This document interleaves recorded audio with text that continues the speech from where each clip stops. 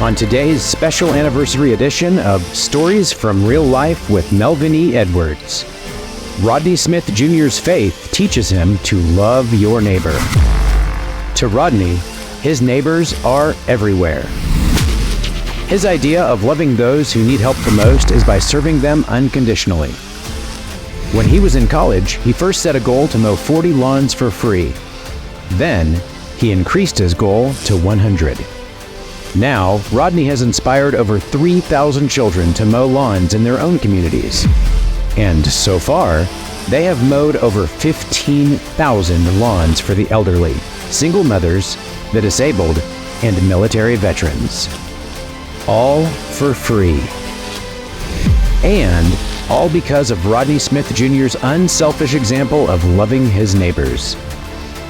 Join us on Stories from Real Life and be inspired to help someone you haven't yet met.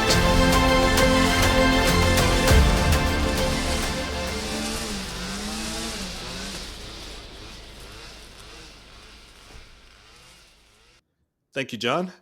Rodney Smith Jr., welcome to the show. Thank you for having me. So, your motto is making a difference one lawn at a time. Did you ever envision your attempt to give back to your community would grow into a movement of kindness? No, to tell you the truth, this was never my, initial goal when I first started out. Originally, I'm from the island of Bermuda, so I finished my last 2 years of high school in a school in a small town called Amina, New York, for kids with learning disabilities. I spent my last 2 years of high school years there, and it's the best 2 years of my life. After graduating high school, I thought I knew what I wanted to do, and that's something with computers. So I thought I'd go to ITT Tech in Florida and learn about computers. But during my time there, I was about there for 6 months, and I had a hard time adjusting, going from a small school with 100 kids to living on my own. Just had a hard time adjusting. And then one night, I just prayed to God to ask Him and to use me as a vessel. He didn't give me an answer that day, not a month later, not even a year later. It happened a few years later, and at this point in life, I'm in my senior year of college at Alabama A&M University in Huntsville, Alabama. And I was leaving school one day, and that's when I came across an elderly man outside mowing his lawn, and it looked like he was struggling. So I pulled over and helped him out. And it was at that moment I realized years before, I asked God to use me as a vessel. And it felt that moment was that time He wanted to use me. And that night I went home and I went on Facebook and told my friends and family about that experience. And I told them from this day on, I'm going to start mowing free lawns. If you know anyone elderly, disabled, or single parent or veteran in Huntsville, Alabama, please let me know and I'll come by and mow the lawn. And I was mowing lawns in between classes. I set a goal for myself to mow 40 lawns by the end of winter. But I mowed 40 lawns so quick that I upped my goal to 100. A month and a half later, I reached my 100th lawn, and that's when the idea of raising men and now raising women lawn care service came about, where I'll still mow free lawns for the elderly, disabled, single parents, and veterans, but now I'll also include kids ages 8 to 17 and show them the importance of giving back to the community. Okay, so what motivates you? What motivates me is these kids, seeing these kids wanting to get out there and make a difference one lawn at a time. Because I know when I was their age, I disliked mowing lawns, but God took something I disliked and turned it to something I love to do. And every single day I get the chance to mow free lawns and help those in need. Okay, so you've mowed now lawns for free in all 50 states. Yes, sir. When did you decide that was something you wanted to do? Yeah, so in my after graduating with my bachelor's degree in computer science, I thought my true purpose in life was helping people. So I went back to get a master's in social work. And during my first semester of getting my master's in social work, I saw this guy on Netflix on my lunch break when I was watching a movie. And he was traveling the world doing acts of kindness to others. And that gave me the idea of something I call today 50 States, 50 Lawns. And that summer, I just decided, travel to all 50 states to make people aware of the organization and encourage kids to sign up for what we call today the 50-yard challenge. So I drove to 48 states and I flew to Alaska and Hawaii. And since then, I've done it a total of 18 times. And the first few was, to make people aware of the organization and mow for our core group, the elderly, disabled, single parents, and veterans. Then I realized I could start mowing for different causes. And that's when I started customizing lawnmowers for different causes like breast cancer, childhood cancer, the police officers, veterans, autism. It's been many different causes that I mowed for. So I'll give you an example. One of the causes were breast cancer. So I went to all 50 states. I moved for those who had breast cancer, those who have lost a loved one to breast cancer, and those who have survived breast cancer. Hmm. I mowed the lawn, and I interviewed them, and then yeah, took pictures and shared their story. And I had a customized lawnmower that's painted pink for that cause. And at the end of that tour, I auctioned that lawnmower off and gave 100% of those funds to a nonprofit, that help men and women with breast cancer. And I think for that one, I raised about $10,000. So I do that for different causes, and I plan to do one this September for veterans again. I always got to honor the veterans. So I'll be going to all 50 states again, driving to 48 and flying to Alaska and Hawaii, and moving for veterans, hearing their stories and sharing their stories, and just thanking them for their service. That's awesome. So you're a young man, very Yeah. young man, and you've got a master's degree. hmm Did you ever think that you'd be starting a nonprofit organization to cut grass? No, I really didn't think I'll be doing it. Like I said, originally I went to school to be a computer scientist, but I've found my purpose in life during that journey of getting my bachelor's in computer science, and here I am today running a nonprofit organization. Wow. So let's go back to your beginnings before you came to the United States. hmm You mentioned you're from the island of Bermuda. Yes. What was life like there for you? Oh, it was good. My mother and father and my sister. We lived in the same house. Then, when I was about 13 years old, they divorced. So it was just me, my mother, and sister. But, I had a good upbringing. They always told me how to give back and help those in need. So that's where it all started. My mom always would tell me charity starts at home.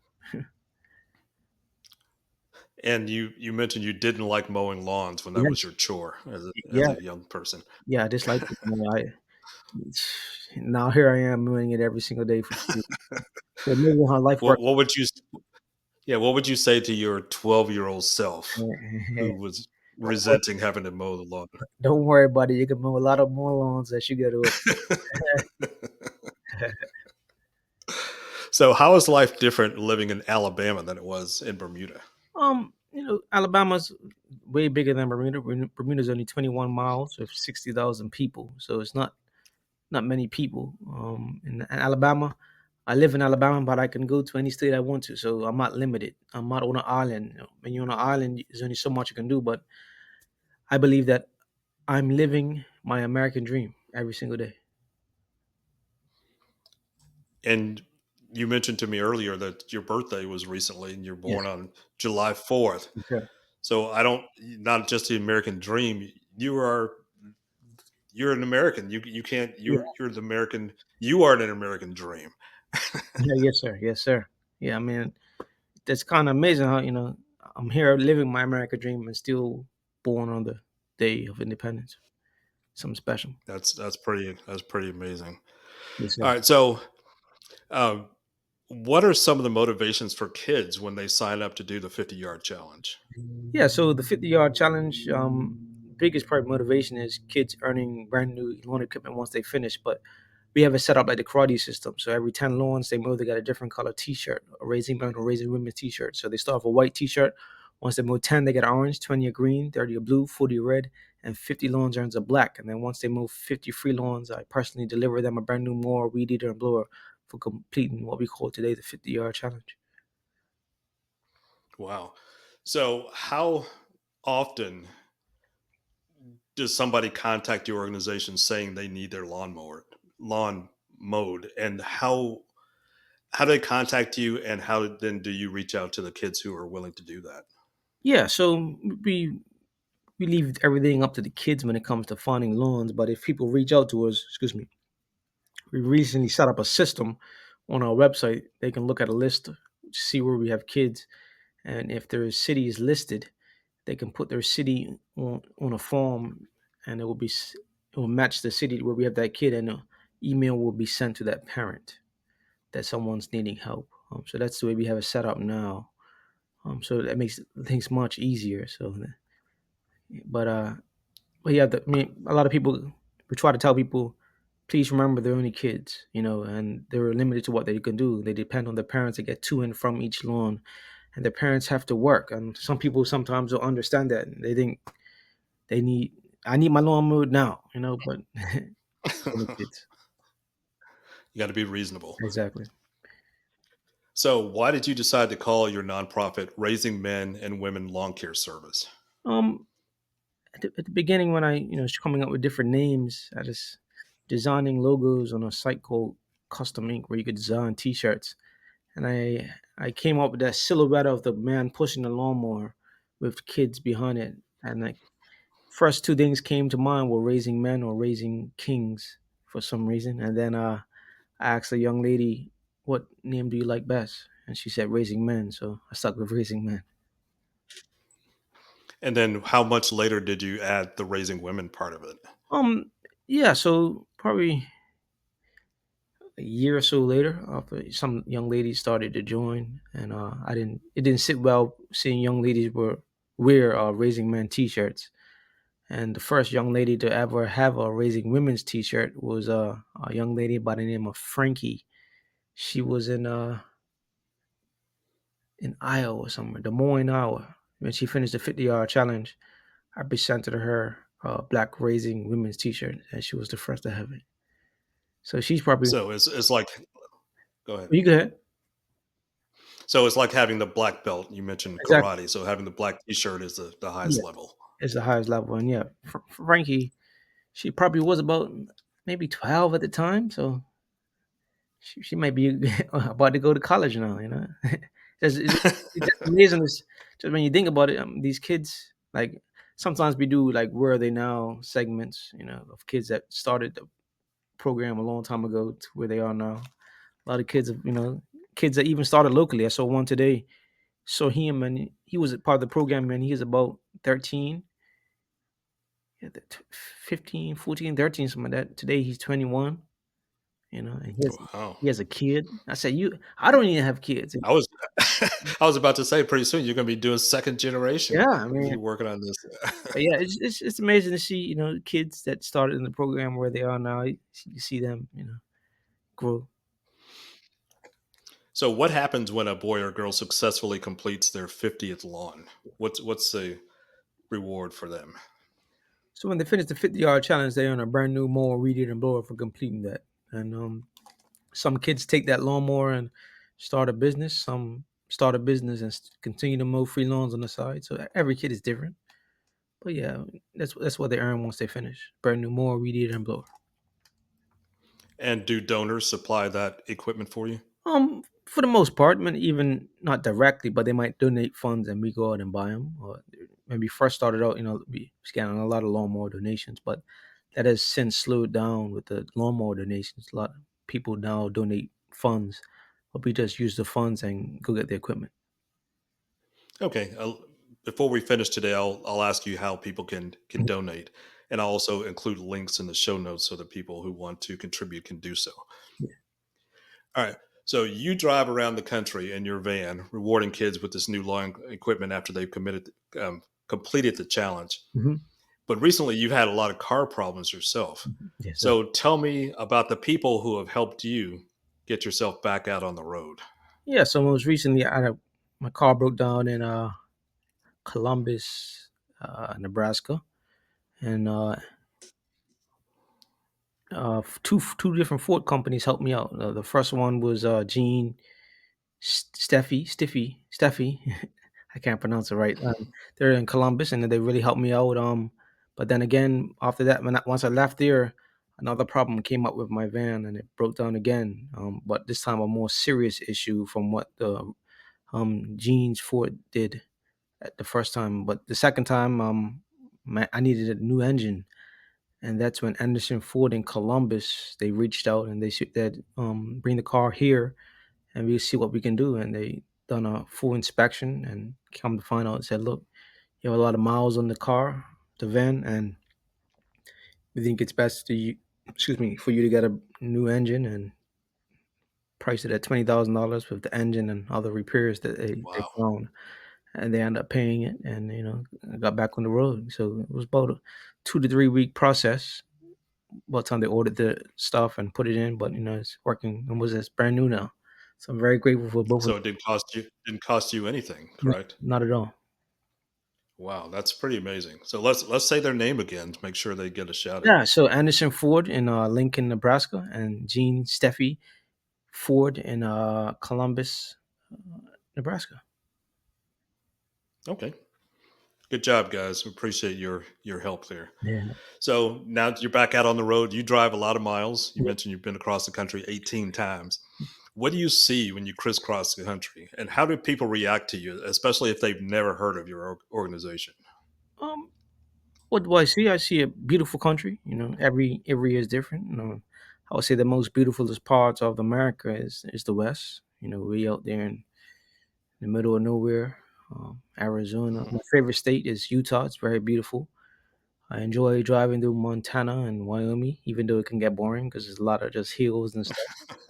But, that part of the country is very beautiful. And when you come on the East Coast, all the way out in the New England area, Vermont, Maine, New Hampshire, beautiful. That's beautiful.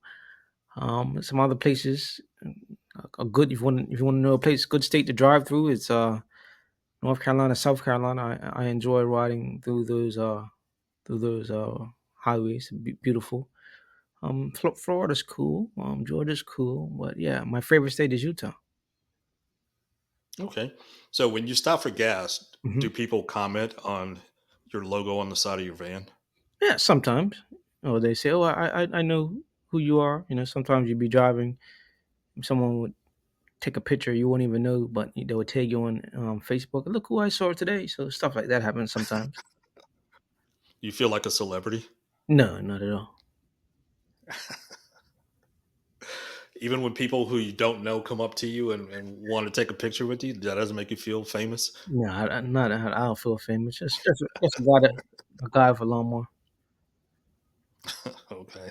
So have you ever been contacted by any people who are famous, political figures or professional athletes? Um, no, I've been on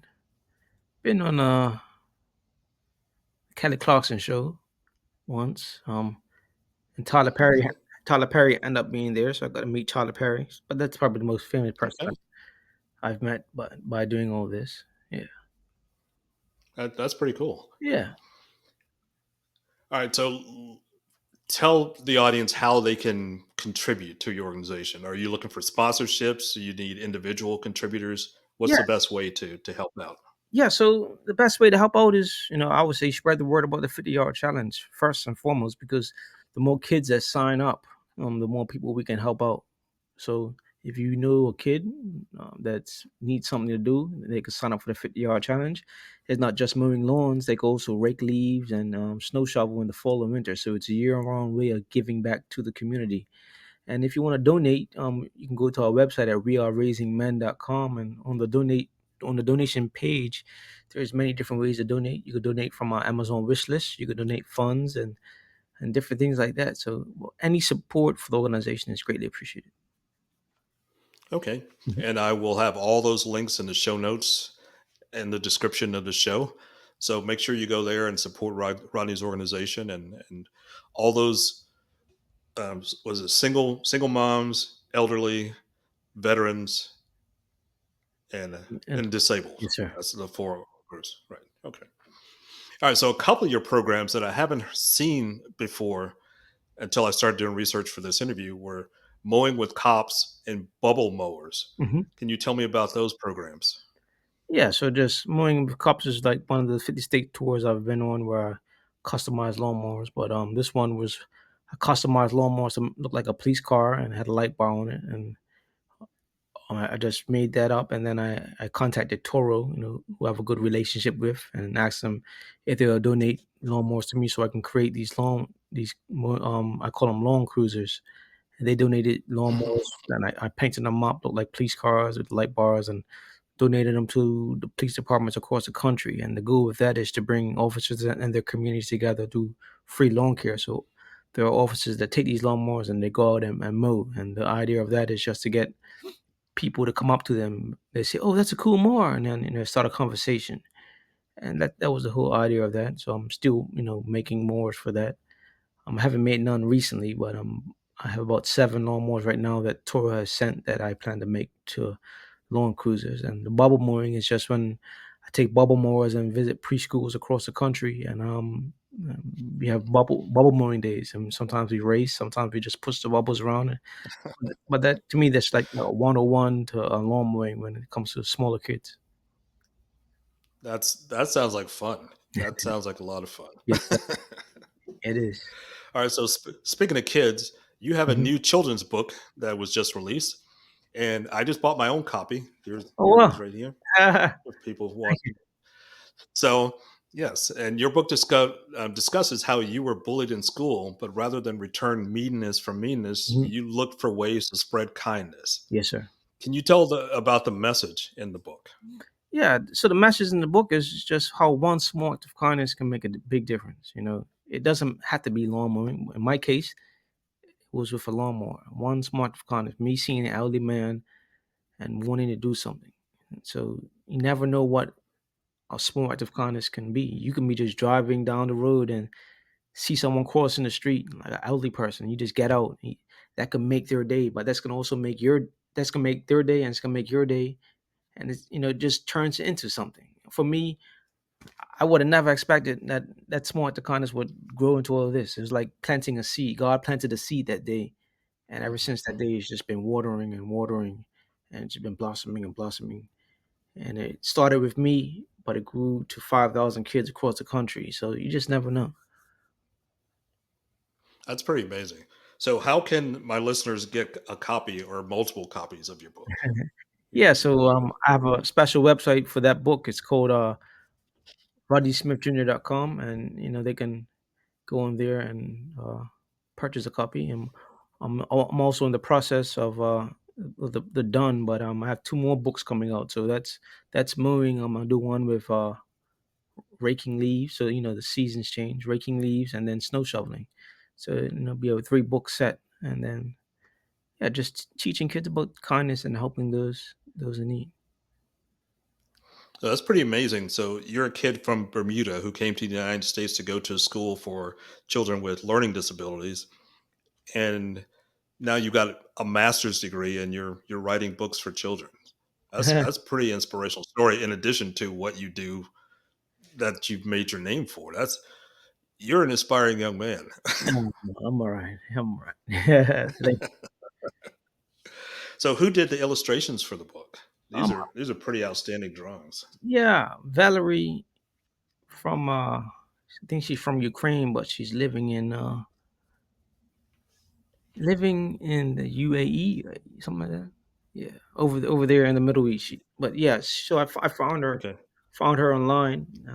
I just loved her work and reached out to her, and then went from there. But yeah, it was a few other illustrators Wow. that I came across first, but it wasn't right. Then I came across her work, and just felt right, and then I reached out to her, and yeah, Wow. Yeah, I think I saw in the book that she's from Ukraine and she lives in Dubai. I think that's Dubai. There you go. Yeah, where it is. Dubai. Yep. Yes. Okay. Wow, that's pretty amazing. So, what's next for you?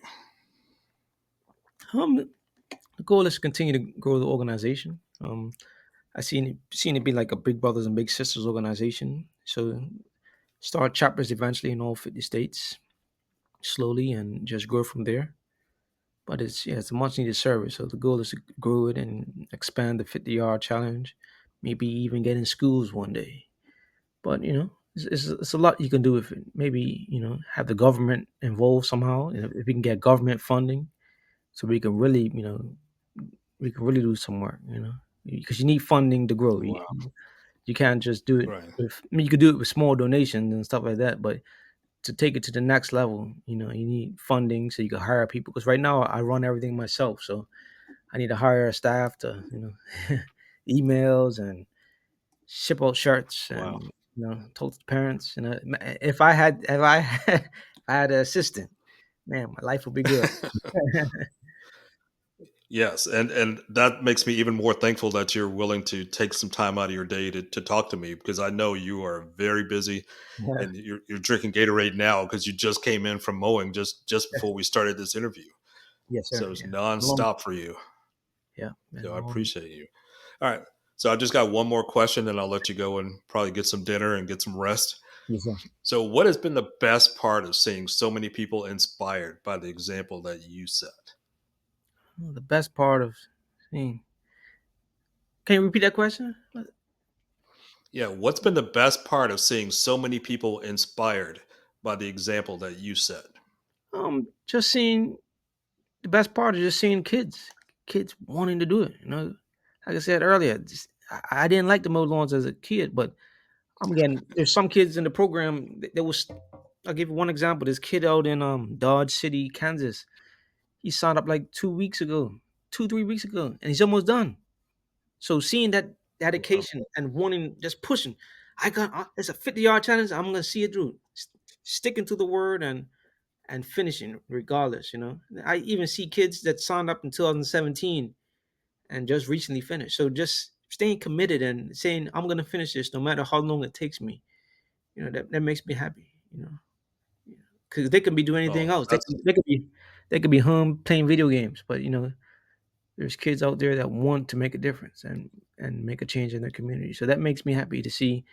It started with me, but it won't finish with me because these kids will make it live on forever.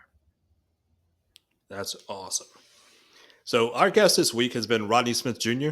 Rodney, thank you for being here and sharing your stories. I appreciate that you are shining your light in the world. Well, thank you, and I greatly appreciate this opportunity. Now, that's it for this week's episode of Stories from Real Life. Join us again next time for another great storytelling journey. Until then, don't forget to go out and shine your light wherever you go.